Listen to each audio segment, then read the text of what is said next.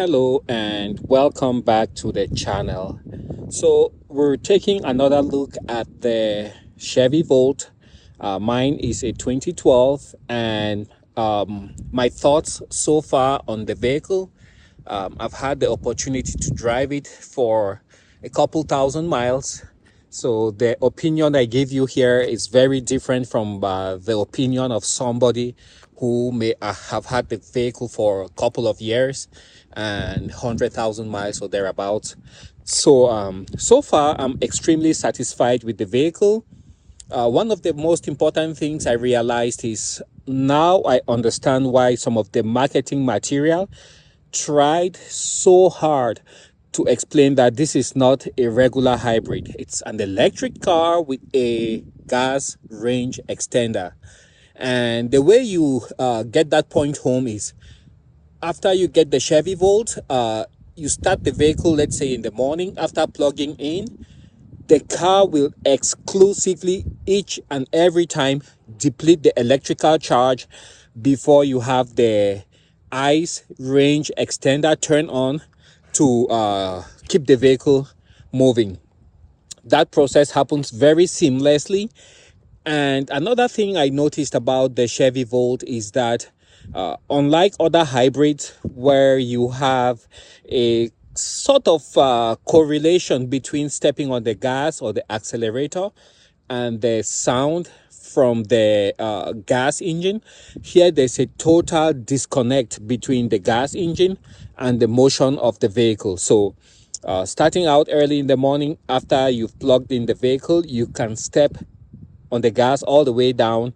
It remains in pure electric mode and drives like any other electric vehicle. And then once you deplete the battery charge, of course, it has a buffer zone. You know, they use the middle part of the battery, so you have a buffer. You step on the gas really hard, you still find that disconnect with the vehicle accelerating smoothly, but you don't hear the gas engine revving very, very high. So it's a very weird feeling, especially if you're coming from a pure ICE engine vehicle, a vehicle with an internal combustion engine. So that's the one thing I realized. The second thing I realized is if you are a bigger person, you might find some challenges getting in and out of the vehicle.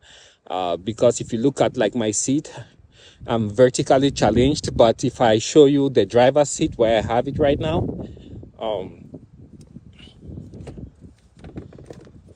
you notice it's all the way back. So you kind of have to squeeze in and then you get to a comfortable position. But the passenger seat, you guys can see it's right at the bolster. So a smaller person shouldn't have much of a problem getting in and out of the Chevy Volt. So those are the two things that I think I have grown and learned about the Chevy Volt. As concerns maintenance, I'm just a little bit worried. Let's say if you live in an area that has really bumpy roads, I can see where at some point the circuit of coolant that goes from the under the hood, underneath the vehicle, all the way to the battery. You know, you have different disconnects and connection points between the separate modules of the battery. I can see where along that long circuit there might be a leak, and if you don't catch that early enough and detect exactly where the leak is occurring, it could lead to further problems down the line. So that's one other thing I believe you have to be aware of if you have the Chevy Volt. Otherwise, so far it's been a great car, and looking forward, I don't expect to have many problems with the car. This one is fully loaded with the Bose sound system. It's got a DVD player, which is awesome if you're watching a movie. It continues to play if you get into the drive mode, but you won't have any images. So let me illustrate. We jump right in.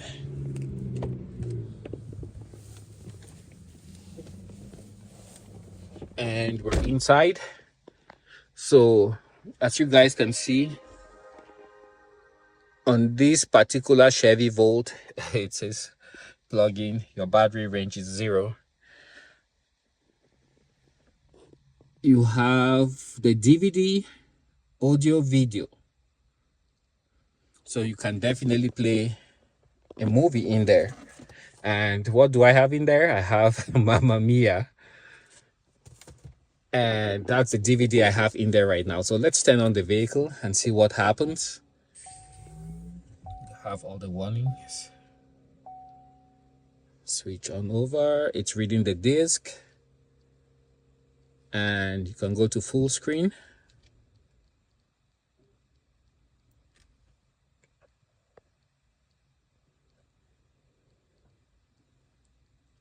At times it's a little goofy. Let's see that if we can turn it on. And here is the play button. Let's see if we can get it to start playing. I don't want them spoiling it. They have no right to turn up like this. What have they ever done for their daughter? And the sound coming from the speakers, it's just awesome. They need to know, did they? I've done a great job. It's really great. Myself, and I won't be muscled out by an. And if it's plugged in, you can go ahead and be watching your movies. So that's what it looks like. Turn down the volume before I get hit with copyright. And I really love that feature.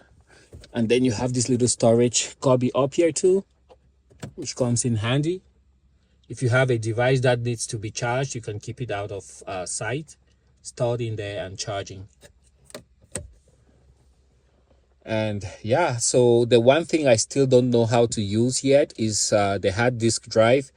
The vehicle has a 30 gigabyte hard disk drive, and you should technically be able to connect a device or a USB disk on here and transfer all of your songs into the 30 gigabyte hard disk drive. So it's something I still have to figure out. But in today's day and age where we have unlimited data on our cellular devices, I think there's not much use for that except in certain specific use cases. And just imagine, let's say you're out weathering a storm or parked somewhere waiting for someone. You can definitely enjoy a movie, and the sound is just amazing. It's just amazing. I always love the screen. It seems to be very bright and high definition, but once you start playing a DVD, that's when you realize that it's not really such a very bright and high definition screen. But I think the colors that they use for representing stuff on there makes it seem to be very bright and high definition. As you guys can see, the colors really pop when you're watching other stuff like, you know, the power flow, charging, and energy information.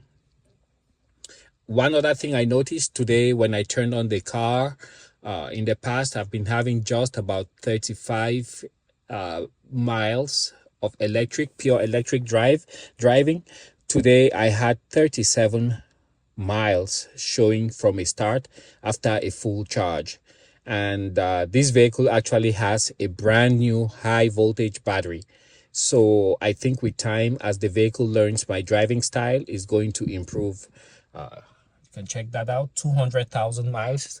I turned 200,000 just a few days ago. And lifetime, let's see if we can find that. I get lost in all these screens out here. So energy information, lifetime is about, I think, 30 miles per gallon, and that is improving with time. So hopefully it improves to a better average. And there you have the controls for the screen on here.